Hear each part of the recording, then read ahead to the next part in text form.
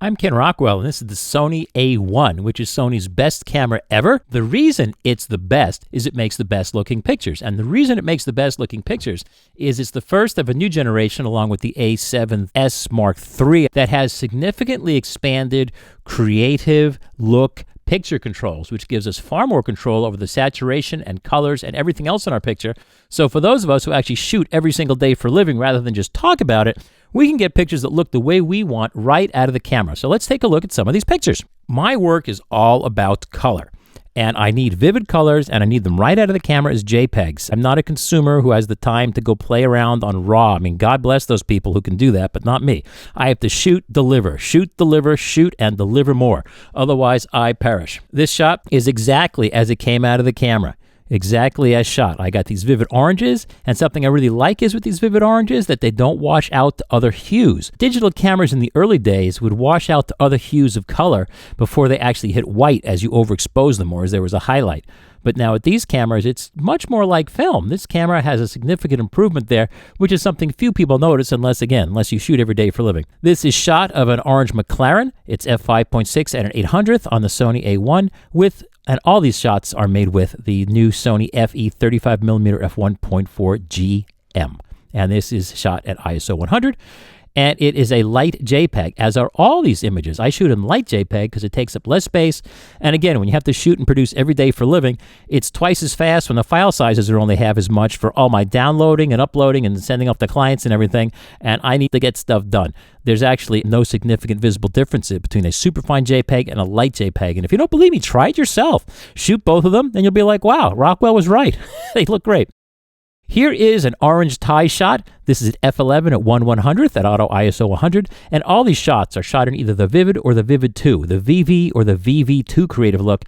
And I personally turn up my saturation to +9 because I can. The older cameras, which I consider all now obsolete, which includes the A7R Mark IV, obsolete. It has the old style picture controls. They just don't go to as many places as the new ones do. I believe the new controls have about 3 times as much precision in the setting of saturation. I don't think they go 3 times as high with +9, but I just get the feel that these images look much more like I need them to look.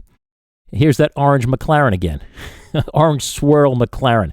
This is at f11 at 1/200th at auto ISO 100.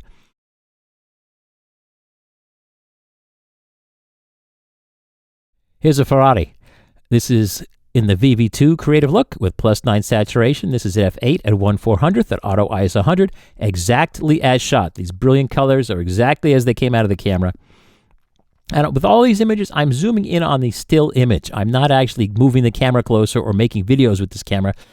I don't use Sony cameras for video anymore. I use my iPhone for video. I don't use interchangeable lens cameras because unless I'm shooting something where I'm shooting an Ariflex or Panavision, doing something serious, I just don't get the consumers using these interchangeable lens cameras for video. So these are all still shots, and I'm zooming in on the still shots so you can see detail. Here's a yellow Ferrari. I like the fact that the Ferrari stays yellow. Even if I overexpose this, the yellow stays yellow. It doesn't start turning weird colors on its way to white. This yellow Ferrari is at f8 at 1/500th. I added 7/10 of a stop exposure compensation to compensate for the yellow. And you see, of course, I can zoom in here, and it's ultra sharp. This Porsche dealer. Oh, this is marvelous. This camera is so sharp and just gets shot the way I want them. Now, I did correct the perspective here because I have the whole image and the camera's pointed up. So I corrected the perspective in Photoshop CS6, which is my 10-year-old 2010 version of Photoshop. This is at f8 at a 3/20th. Like all these shots, VV creative look with +9 saturation. Here's a blue Cadillac, metallic blue Cadillac. +9 saturation, the 3514 at f8 at a 3/20th at auto ISO 100. And this is exactly as the light JPEG file came straight out of the camera. And as I'm zooming in here, it's ultra sharp. And people forget how sharp these are. You can print 8 feet tall by like 12 feet wide for a museum exhibition or a mural. And all these cameras today are so insanely sharp, it's just ridiculous. Here's a shot of an H4 headlight lens on a Guards Red Porsche 911. Now, this is shot in the square crop mode of the A1, which I love because it works well with my Hasselblad when I'm hanging a gallery show or a museum exhibit. I love the square shape. And that's what I have here. Now on television today, it's all 16 by 9. So I'm zooming in, and that's why the image doesn't fill your screen. Because again, I'm a still shooter. I'm a photographic artist. I'm not a videographer. And that's what we get. I do love that square crop. Comes right out of the camera as shots. No mess, no fuss. And this is f4, so I could throw some of the background autofocus at a 3/20th. And I also added 7/10 of a stop exposure compensation. Now for the sharpest results, I always shoot at ISO 100 or even ISO 50. But if we increase the ISO, here's shot at ISO 4000. Now mind you, I never increase the ISO manually. I shoot at auto ISO. I stopped the lens down at f11 to get a more in focus version of my lunch here.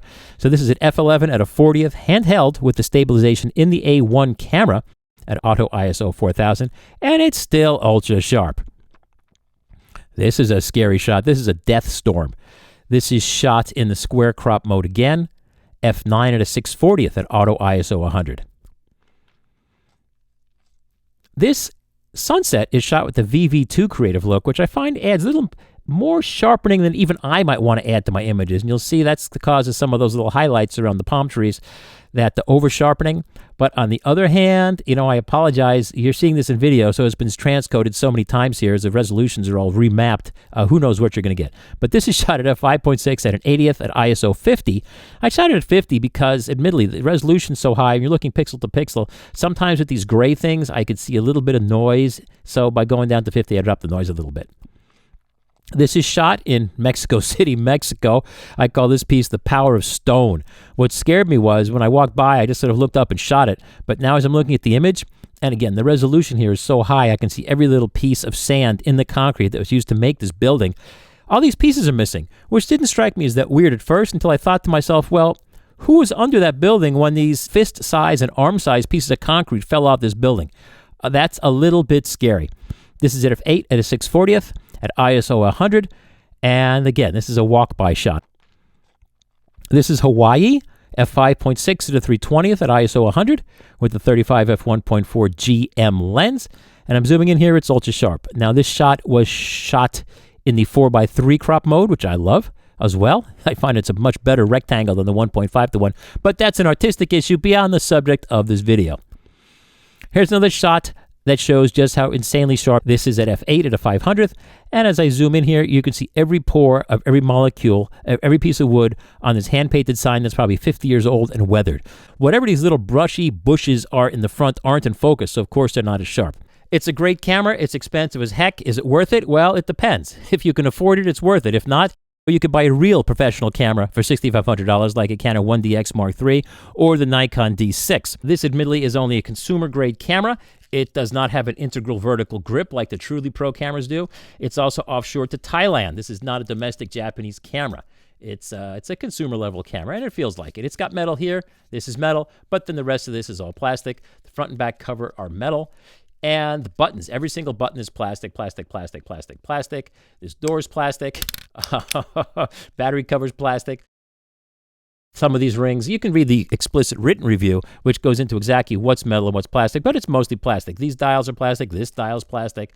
This shutter button is all plastic. So it actually feels just like the bottom level A6000, which sells for 1/10 as much. It has the same menu system, although the menu system is a little bit different than this camera. It's not that much different. It's just slightly rotated. Handling-wise, it pretty much feels mostly like an A6000. It's just an A6000 with a lot more pixels.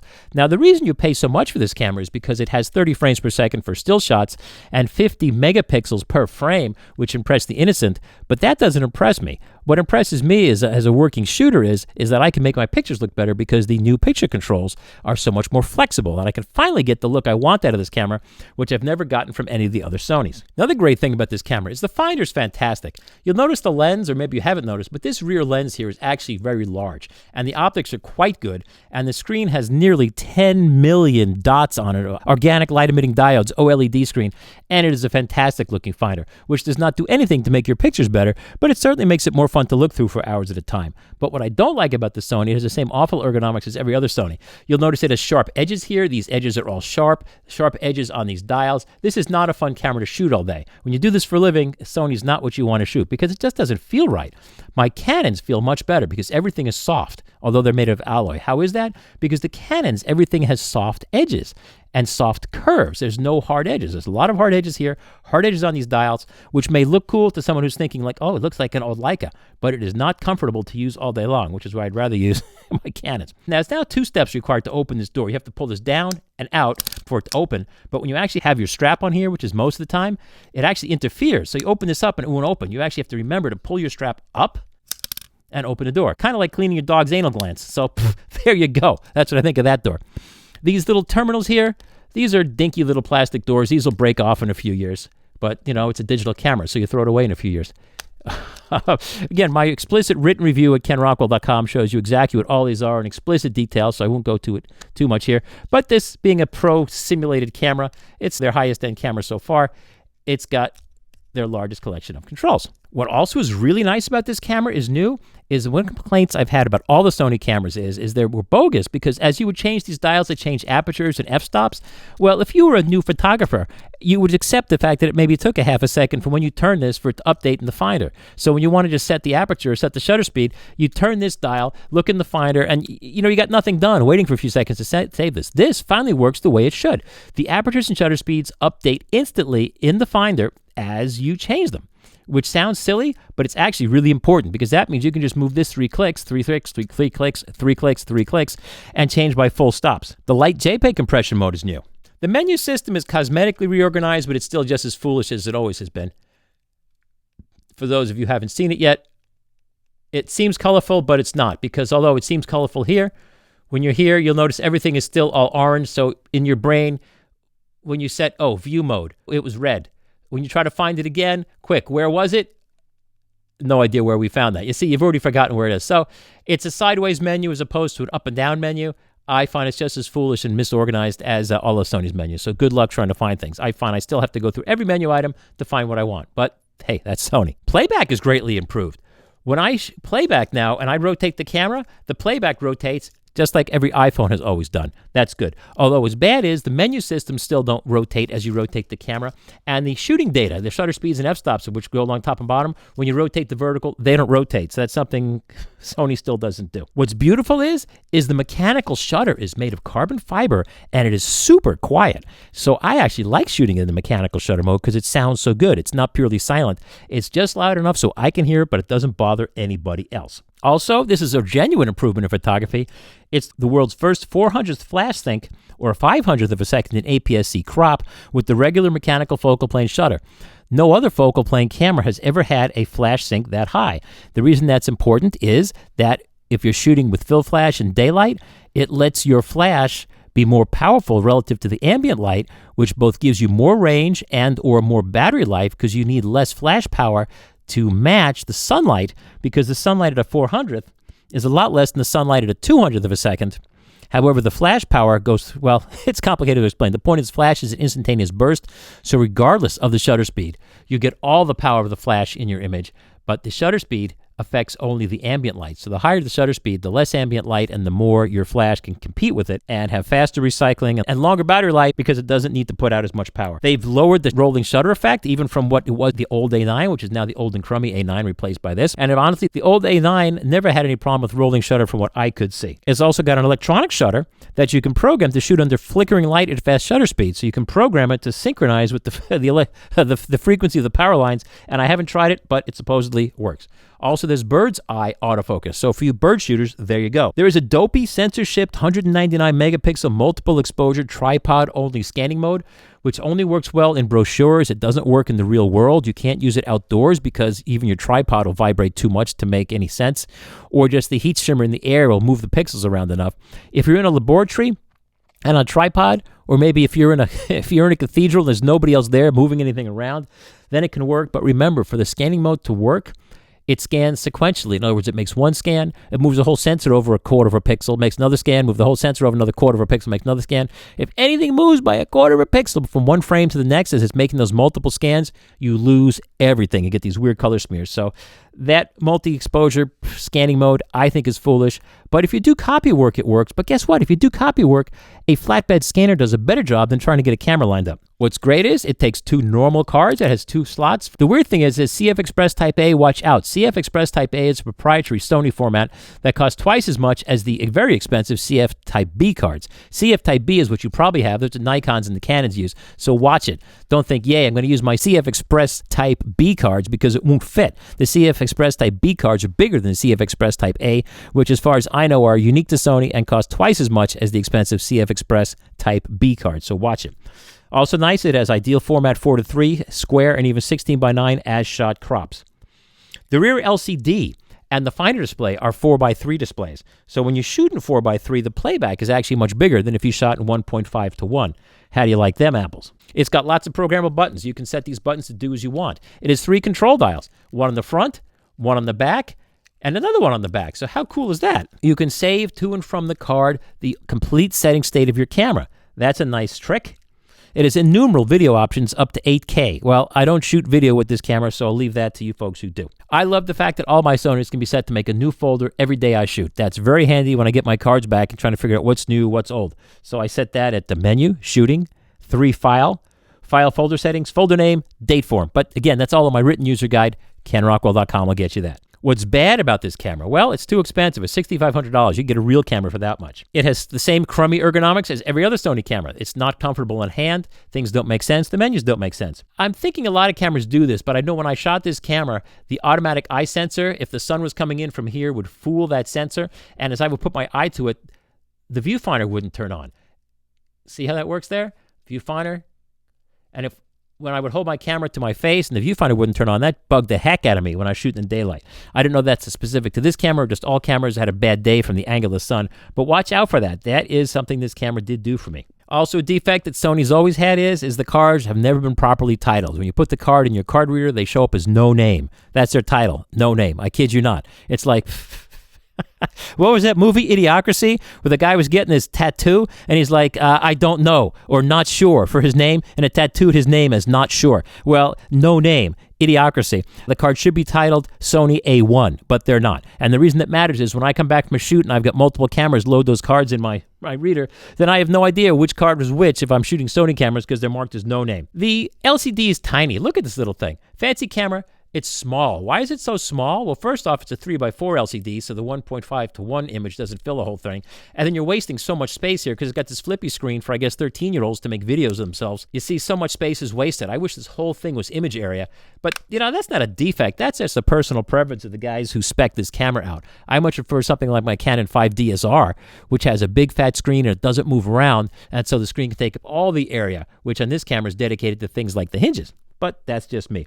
What's ridiculous is when you're trying to enter text, it actually calls up the old telephone style screen, and the menu system is so bad here, I can't even remember where to find the copyright data to show you live. Sorry about that. But instead of having a regular keyboard where you can just type in your information for copyright, like copyrightkenrockwell.com with my phone number, no, it's got a thing for Ken, you have to put like AJK, EEC, blank, blank, blank, just like hitting the old telephone keypads. It's really bad. So it's a touch screen, but it's only half a touch screen. It's better than the older Sony cameras, but it's still not great. Another thing missing is the battery door lock is not spring-loaded, which sounds silly. Here's how you open it. Great. Get your battery out. Great. Put your battery back in. Notice it's backwards. The curved side of the battery doesn't match the curved side of the grip, so it's never quite intuitive. But when you close this, it doesn't close. There's no spring loading on this little latch here. You actually have to push this in manually to lock it. So to unlock it, it makes sense. To lock it, you have to close this and then with another hand, slide that home. I don't like that. Too bad. The exposure bar graph, when you're over or under sometimes with auto ISO and you're in manual exposure mode, it doesn't always show you your correct answer. So you could overexpose a little bit and the bar graph's not showing you that. What's missing is, notice there's no function buttons here where you need them. The lens release is foolishly hidden here instead of being over here where you could just get it. But there should be some function buttons here for things like aperture preview. There aren't, and these would be a lot easier to get to than trying to reach up and get there.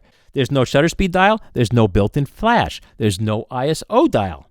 There's no timed manual exposures longer than 30 seconds. I mean, come on. The Nikon F5 of 1996 gave manual exposures out to 30 minutes just by programming it in the menu, so there's no excuse for that. The slowest continuous frame rate with the silent shutter is 5 frames per second, which is too high. I like 3 frames per second, so use the mechanical shutter for that where it'll get down to 3 frames per second. The reason that matters is if it's going 5 frames per second, if I squeeze my trigger here slowly, And surely, when I do that at 5 frames per second, I'm getting 2 shots or 3 shots for every single shot. And at 3 frames per second setting, I can get off one round and not have several go off instead.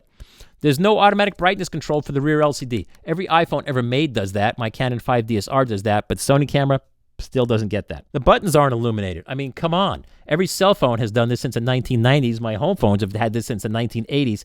All this stuff should light up. And considering crummy little consumer products can do that, $6,500 camera, these should all be lit. But they're not. Why? Because people still buy these cameras even with them not lit. There's no threaded release for standard cable release. I mean, come on. If you people aren't going to give me long exposures just in the menu system, then at least give me a standard cable release so I don't have to dick around with an app, which honestly, I shoot so many cameras so many different times. I don't have the time to try to configure an app to shoot this camera. It's just got to go. It does not do .mov or .m4v video formats, just XAVCS or XAVCHS. What's odd is there are basic corrections for lens fall off, distortion, and lateral color, but oddly, there's no more advanced digital lens optimizers or digital lens modulation optimizers as Fuji and Canon have, which I suspect it may actually be the same corrections, but somehow Fuji and Canon seem like they're doing more when I turn those on. There's no GPS built in like an iPhone. You can admittedly just use the app in your iPhone. Good luck. And I couldn't find that this has a swept panorama mode, but that's okay because I haven't used that in a Sony camera for 10 years because the iPhones do it so much more elegantly. Autofocus performance is superb. I mean, that's what Sony has always done well. Sony is the leader for mirrorless autofocus. So if you worry about autofocus, yes, it's great. Auto ISO is fully programmable. It can go from ISO 100 to ISO 102,000. You can program its range. The slowest shutter speed can be set manually from 30 seconds to a 16,000th of a second. The focal length-based minimum shutter speeds can be offset by plus or minus 2 steps from default, so it's got full function there. Let's show you some of these picture modes. Now, this is just a shot in the middle of the day of a very boring scene, but at least you can see the relative differences of what's going on here. This is the ST creative look, the PT creative look, the NT creative look. This is my favorite, the VV or Vivid creative look. This is the newer VV2 creative look, which is both lighter and sharper than the regular VV creative look. It's an FL creative look. This is the VV creative look with +9 saturation, which is how I usually shoot. This is the VV2 creative look with +9 saturation. This is the FL creative look. This is the SE or sepia creative look. This is the IN creative look. This is the SH creative look. And this looks very washed out, and it is. And actually, the blacks don't go anywhere near black. I have a sneaking suspicion that this is sort of a JPEG RAW format. In other words, it's including a larger dynamic range, so you can just capture the dynamic range and move your level controls in your editing software to make blacks black and whites white and not lose anything highlight or shadow. And of course, there's a black and white mode. Let's look at high ISO performance. First, I'm going to show you complete images. And what we can see is how these images change as we change our ISOs. What's not good is, as sometimes when the ISO goes up, it actually gets a little warmer or more yellow. That's odd. It might be an artifact of the auto white balance system, but other cameras don't do this and they don't change their white balance as we increase the speeds. And like most cameras, everything looks good until you get to the very highest ISOs. And then when we get up here to say ISO 32,000, it's starting to get a little bit mottled in the color. In other words, a little bit sort of violet and greenish blobs floating around. 51,000, 51,200, you're seeing some color blobs. You're seeing a lot of color modeling at 102,400, but hey, it's ISO 102,400, so give it a break. Where you really see a difference is if we zoom in. Now, these are 600 by 400 pixel crops, so these are about 12 times magnifications. ISO 50 is the strongest. You'll see the highlights a little washed out, but that also means the highlights are a little bit higher in contrast as well.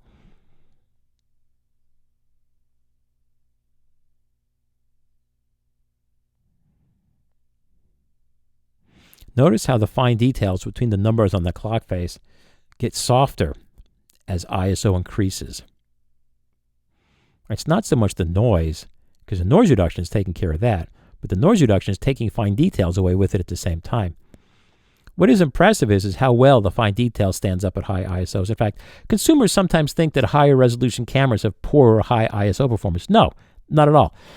they don't often provide higher settings because the DSP abilities of the cameras, or the processing abilities of the cameras, may not be sufficient to process that many pixels that fast to reduce the noise.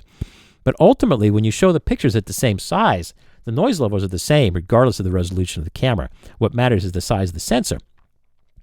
So actually, it retains quite a lot of detail. Here's at 51,200, you can still see the minute marks in between each of the numbers there. That's actually very good. A lot of cameras don't do that.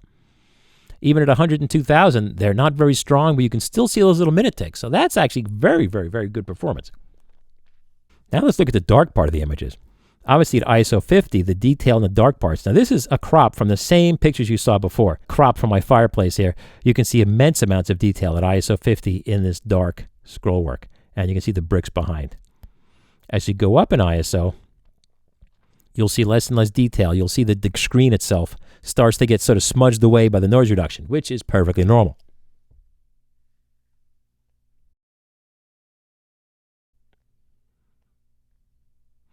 By ISO 3200, the screen is mostly gone. ISO 12800, the screen is essentially completely gone, as well as the bricks behind it. You can't even see them anymore. You can barely see the outlines of the big fat metal scrolls. ISO 25600, the scrolls are almost gone. 32,000, almost gone. Nearly non-existent. Remember how clear this picture was down at ISO 50? This is what you lose when you go to higher ISOs. So people who want a sharp picture should always be shooting at ISO 100, which is what I do, unless I need to stop action. But now at 102,000, there's nothing left. That's why people are like, gee, Ken, why are my pictures not sharp? I have the best camera and the best lens. It's because a lot of people start shooting at ISO 4,000 or 40,000 or 400,000 in conditions that just entirely don't deserve it. Maybe coming from shooting film, where I would shoot ISO 50 film under moonlight with no problem. I'm just used to that, but there's no free lunch in digital. When you start increasing your ISO anything above 100, it's getting less sharp. Here's something interesting. Because it has a sensor shift stabilizer, it doesn't lock the sensor down when you turn the camera off. In fact, look at that. You can see how the sensors, can you see that?